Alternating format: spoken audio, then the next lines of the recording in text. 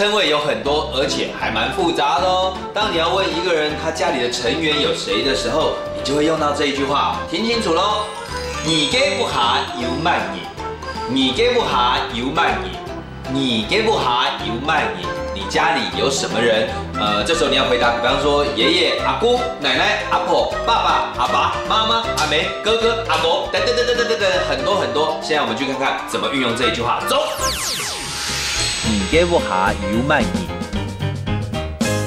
哎，没有，我看什么照片是要跟我拍过吗？就前阵子啊，全家人出游的照片啊，你看大家的动作还有表情，超好笑的，一直这样才好笑吧？对，那你们大家都这样，很搞怪。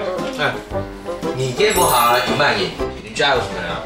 我家有阿爸、爸爸，还有阿梅妈妈，还有阿国一个哥哥，还有肉台，加上奶鸡嘎，我自己才5个人呢。啊，总共才5个人，可是这个照片怎么看起来有这么多人啊？那次出游是跟其他亲戚，像是姑姑啊，还有叔叔一起去的啊。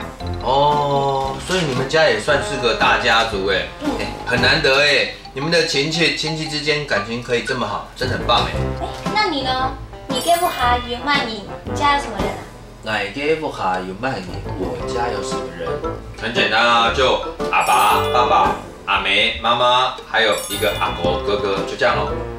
哦，那下次我们可以约出来啊，大家一起出去玩，那个比较热闹哦。好啊，那下次约好不好？复习时间，你家有哪些人？你给不下有慢饮，你给不下有慢饮。爸爸、阿爸、阿爸，妈妈、阿梅、阿梅，哥哥、阿哥、阿哥，弟弟、露台、露台。行真嘢客家 V&B，本人睇架 Q 下嚟講客家話。